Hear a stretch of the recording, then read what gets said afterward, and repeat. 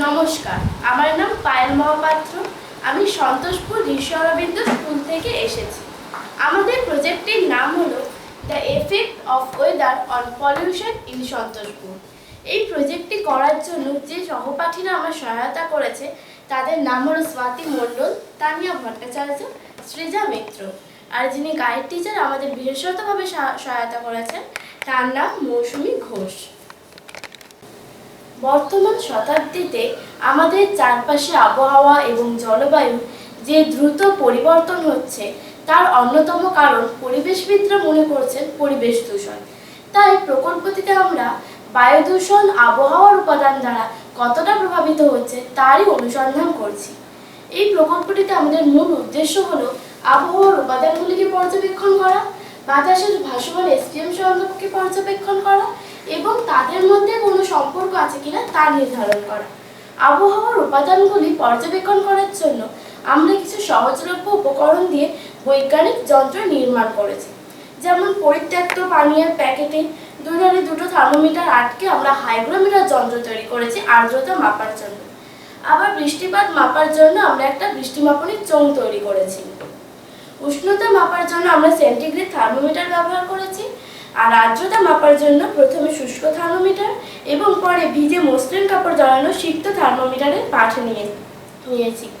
আর বৃষ্টিপাত মাপার জন্য প্রথমে বৃষ্টিপাতের আয়তনকে সংগ্রাহক ফানেলের ক্ষেত্রফল দ্বারা ভাগ করে বৃষ্টিপাতকে আমরা সেন্টিমিটার স্কেলে প্রকাশ করেছি। ফলাফল হিসেবে আমরা দেখতে পেয়েছি আগস্ট মাসের সর্বনিম্ন উষ্ণতা 29 ডিগ্রি থেকে 32 ডিগ্রি সেন্টিগ্রেড পর্যন্ত পরিবর্তিত হয়েছে। আর্দ্রতা 72.5% থেকে 93% পর্যন্ত পরিবর্তিত হয়েছে। আর বৃষ্টিপাত 0 থেকে 5.1 সেমি পর্যন্ত পরিবর্তিত হয়েছে। যে সমস্ত দিনের উষ্ণতা 29 ডিগ্রি সেন্টিগ্রেড সেই দিনগুলির আমরা স্মোক, ডাস্ট, গ্রিড সংখ্যার গড় নির্ণয় করেছি এবং গ্রাফ তৈরি করেছি।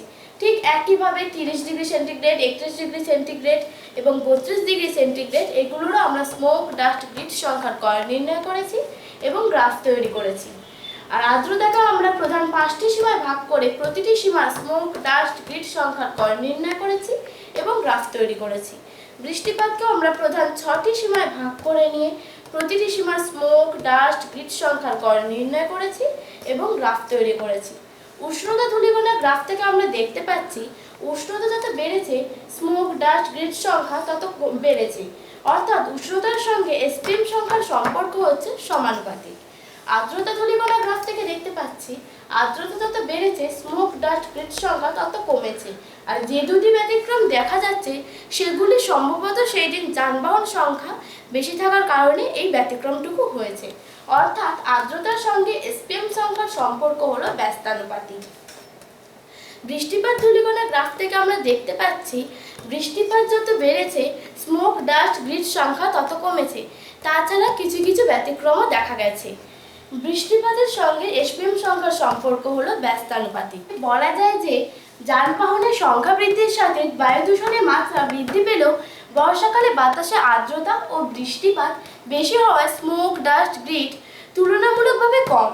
তাই এই সময় শ্বাসকষ্টজনিত যে সমস্যাগুলি যা শীতকালে দেখা যায় তার প্রাদুর্ভাব কম। অল্প দিনের জন্য এই কাজটি করার আমাদের কাছে এখনো কয়েকটি দিক অধরা থেকে গেছে। যদি এই কাজটি আমরা আরও অনেক দিন সারা বছর ধরে করতে পারতাম তাহলে কাজটিতে আরও অনেক তথ্য পেতাম। শুধুমাত্র এই কাজটি আমরা বর্ষাকালেই করেছি। যদি এই কাজটা আমরা শীতকালেও করতে পারতাম তাহলে আরও অনেক তথ্য পেতাম, কাজটি আরও অ্যাকুরেট হতো। আবহাওয়ার উপাদান হিসেবে উষ্ণতা, আর্দ্রতা, বৃষ্টিপাত এগুলি আমরা পর্যবেক্ষণ করতে পেরেছি।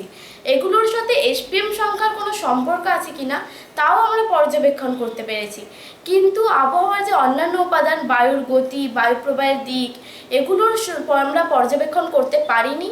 এগুলোর সঙ্গে কোন এসপিএম সংখ্যার কোনো সম্পর্ক আছে কিনা তাও আমরা পর্যবেক্ষণ করতে পারিনি। সর্বোপরি দূষণ সংক্রান্ত জনসচেতনতা বৃদ্ধির কোনো কর্মসূচিও আমরা গ্রহণ করতে পারিনি। আমাদের ইচ্ছা ছিল যে এই কর্মসূচিটা আমরা গ্রহণ করব, কিন্তু অল্প সময়ের জন্য আমরা এই কাজটি করতে পারিনি। ইচ্ছা রাখছি যে আগামী দিনগুলোতেও আমি এই কাজগুলো করব। এই কাজটি করার জন্য যেই সহপাঠীরা এবং শিক্ষিকারা আমার সহায়তা করেছেন, আমি তাদের কাছে আমার কৃতজ্ঞতা স্বীকার করছি। নমস্কার।